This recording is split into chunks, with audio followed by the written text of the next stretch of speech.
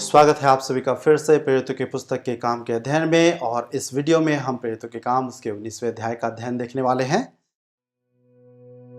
अध्याय 19। और जब अपुल्लोस कुरिन्थुस में था तो पौलुस ऊपर से सारे देश से होकर इफिसुस में आया और कई चेलों को देखकर उनसे कहा, क्या तुमने विश्वास करते समय पवित्र आत्मा पाया? उन्होंने उससे कहा, हमने तो पवित्र आत्मा की चर्चा भी नहीं सुनी। उसने उनसे कहा, तो फिर तुमने किसका बपतिस्मा लिया? उन्होंने कहा, यूहन्ना का बपतिस्मा। पौलुस ने कहा, यूहन्ना ने यह कहकर मन फिराव का बपतिस्मा दिया कि जो मेरे बाद आने वाला है उस पर अर्थात यीशु पर विश्वास करना। यह सुनकर उन्होंने यीशु के नाम का बपतिस्मा लिया। और जब पौलुस ने उन पर हाथ रखे तो उन पर पवित्र आत्मा उतरा और वे भिन्न भिन्न भाषा बोलने और भविष्यवाणी करने लगे। ये सब लगभग 12 पुरुष थे। और वह आराधनालय में जाकर 3 महीने तक निडर होकर बोलता रहा और परमेश्वर के राज्य के विषय में विवाद करता और समझाता रहा। परंतु कितनों ने कठोर होकर उनकी नहीं मानी, वरन लोगों के सामने इस मार्ग को बुरा कहने लगे। तो उसने उनको छोड़कर चेलों को अलग कर लिया और प्रतिदिन तुरन्नुस की पाठशाला में विवाद किया करता था। 2 वर्ष तक यही होता रहा, यहाँ तक कि आसिया के रहने वाले क्या यहूदी क्या यूनानी सब ने प्रभु का वचन सुन लिया। और परमेश्वर पौलुस के हाथों से सामर्थ के अनोखे काम दिखाता था, यहाँ तक कि रुमाल और अंगोछे उसकी देह से छुलवाकर बीमारों पर डालते थे और उनकी बीमारियां जाती रहती थी और दुष्ट आत्माएं उनमें से निकल जाया करती थी। परंतु कितने यहूदी जो झाड़ा फूकी करते फिरते थे यह कहने लगे कि जिनमें दुष्ट आत्मा हो उन पर प्रभु यीशु का नाम यह कहकर फूके कि जिस यीशु का प्रचार पौलुस करता है मैं तुम्हें उसकी शपथ देता हूँ।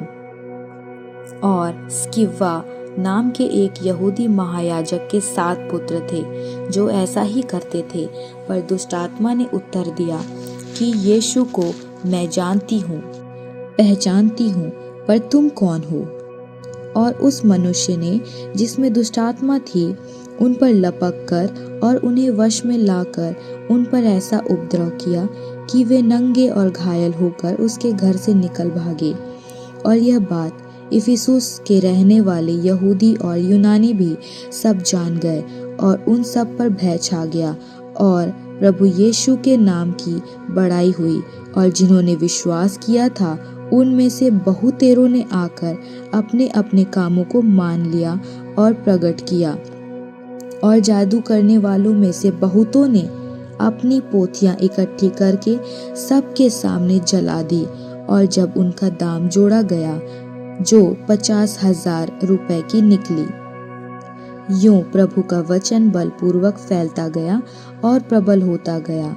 जब ये बातें हो चुकी तो पौलुस ने आत्मा में ठाना कि मकिदुनिया और अखाया से होकर यरूशलेम को जाऊं, और कहा कि वहां जाने के बाद मुझे रोम को भी देखना अवश्य है। सो अपनी सेवा करने वालों में से तीमुथियुस और इरास्तुस को मकिदुनिया में भेजकर आप कुछ दिन आसिया में रह गया। उस समय उस पंथ के विषय में बड़ा हुल्लड़ हुआ, क्योंकि देमेत्रियुस नाम का एक सुनार अरितमिस के चांदी के मंदिर बनवाकर कारीगरों को बहुत काम दिलाया करता था। उसने उनको और ऐसी वस्तुओं के कारीगरों को इकट्ठे करके कहा, हे मनुष्यों, तुम जानते हो कि इस काम में हमें कितना धन मिलता है, और तुम देखते और सुनते हो कि केवल इफिसुस में नहीं वरन प्रायः सारे आसिया में यह कह कहकर इस पौलुस ने बहुत लोगों को समझाया और भरमाया भी है कि जो हाथ की कारीगरी है वे ईश्वर नहीं।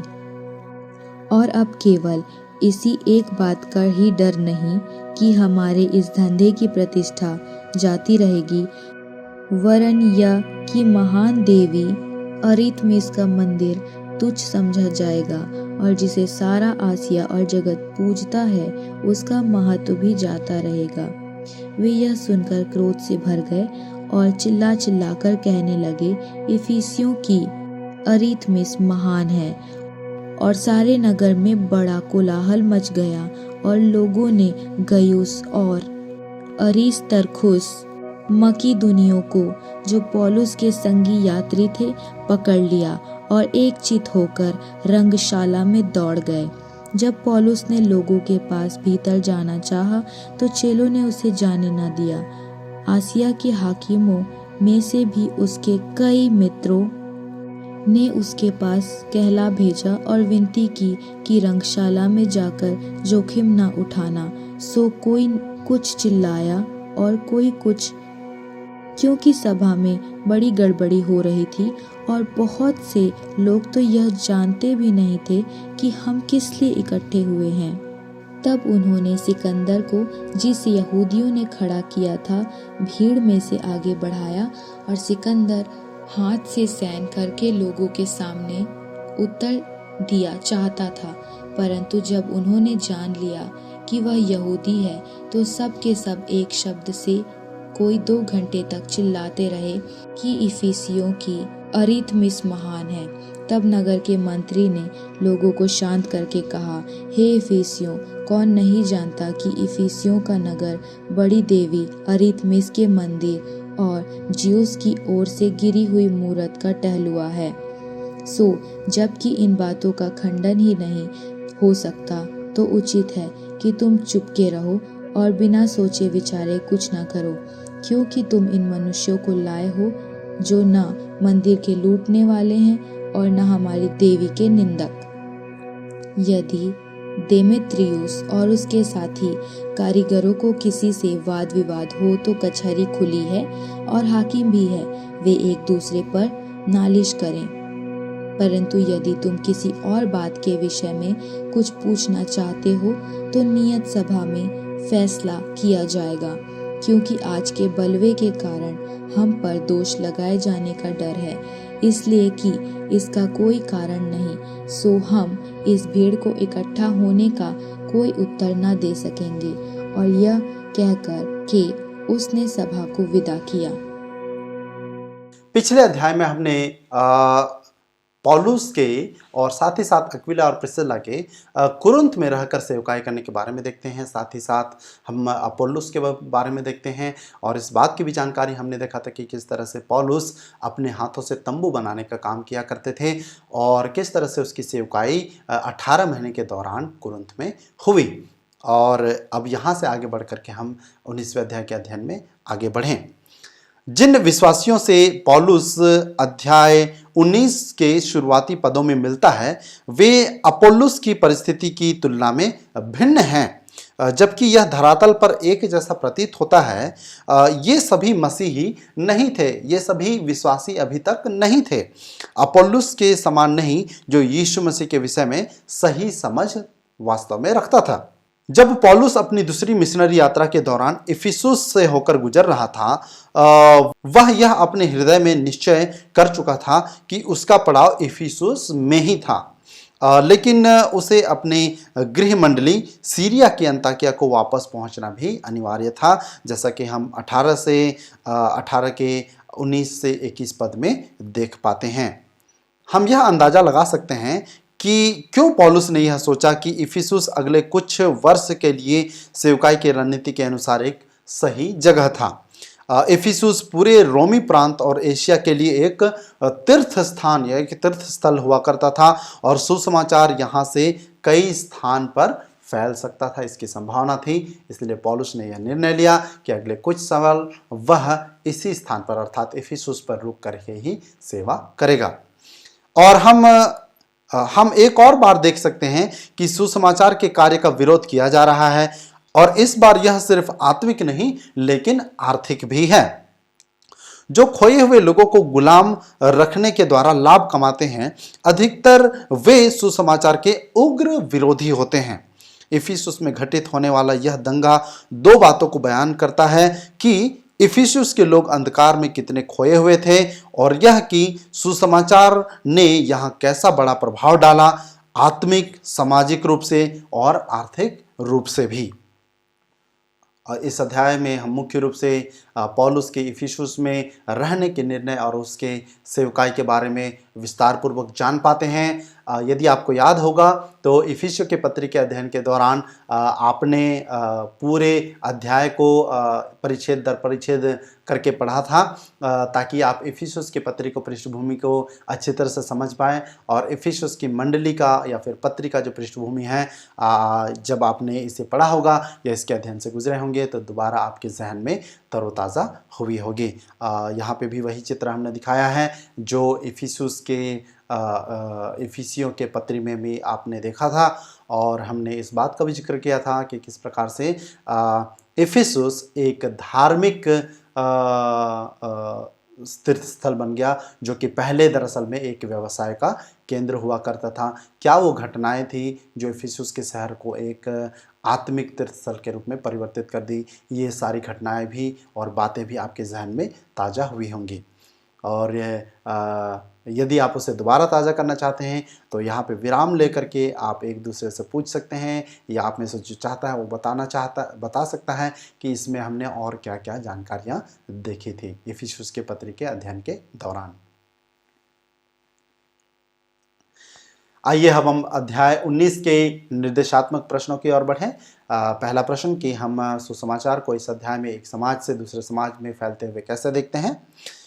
अधिक सामान्य स्थान को चुनने के लिए पौलुस का आराधनालय को नहीं चुनाव करने का निर्णय, जिसे हम पद 9 में देख पाते हैं, और एक ही स्थान में लंबे समय तक ठहरने के निर्णय ने पूरे प्रांत में एक बहुत विशाल प्रभाव डाला था। इस बारे में हम पद 10 में पढ़ पाते हैं। अगला सवाल ये कि इस अध्याय में हम पवित्र आत्मा को किस प्रकार से अगुवाई प्रदान करते हुए देखते हैं, सक्रियता देख पाते हैं। पौलुस को पवित्र आत्मा ने ही यह ज्ञान दिया कि वह इफिसुस में जिन विश्वासियों से मिला वे अभी तक मसीही नहीं थे, विश्वासी नहीं थे, और यीशु के नाम से किया जाने वाला सामर्थ्य चमत्कार में भी उसी का योगदान था। और साथ ही हम पद 21 में देख सकते हैं कि किस प्रकार उसके आगे चलने वाला यात्रा के लिए पौलुस को पवित्र आत्मा निर्देशन प्रदान करता है। तो हम स्पष्ट रूप से पौलुस के जीवन में और उसकी सेवकाई में और उसके द्वारा किए गए आश्चर्य कर्मों में पवित्र आत्मा की उपस्थिति को, सक्रियता को स्पष्ट रूप से देख सकते हैं। आइए हम आगे बढ़कर इस अध्याय के कालातीत सत्य को भी देखें। जब हम यीशु के नाम से प्रार्थना करते हैं तो हमारे पास निश्चय बड़ा अधिकार होता है। सिर्फ पेशेवर मसीहियों के लिए ही नहीं, लेकिन सभी विश्वासियों को यह अधिकार दिया गया है। मैं आपको दोहरा कर बताना चाहूँगा कि आपके मंडली के हर एक विश्वासी के पास यीशु के नाम से अधिकार प्राप्त है, और आपकी और मेरी एक अगुवे होने के नाते यह जिम्मेदारी है कि हम उन्हें उनके मसीही पहचान में आगे बढ़ने में सहायता करें, उनके अधिकार जानने में उनकी सहायता करें और उन्हें प्रोत्साहित करें। शुरुआत में आपके विश्वासी झिझकेंगे, वे सोचेंगे कि शायद निश्चित प्रकार की प्रार्थनाएं सिर्फ अगुओं के द्वारा या आपके द्वारा ही की जानी चाहिए, लेकिन ऐसा नहीं है। परमेश्वर अपने अनुग्रह के अनुसार मंडली के सभी लोगों को अलग अलग वरदान प्रदान करते हैं, और आपको चाहिए, हमें चाहिए कि हम अगुवे होने के नाते उनके आत्मविश्वास में बढ़ने में उनकी सहायता करें, मसीह छवि या पहचान में बढ़ने में उनकी सहायता और मदद करें। कालातीत सत्य का दूसरा भाग यह है कि कभी कभार जब हम सुसमाचार के प्रचार के लिए सार्वजनिक स्थान का चुनाव करते हैं तब यह काफ़ी लाभदायक होता है। जब हम रणनीति के अनुसार एक निश्चित स्थान का चुनाव करते हैं तो यह काफ़ी लाभदायक ज़रूर होता है। इस बात को भी हम इस अध्याय में देख पाते हैं।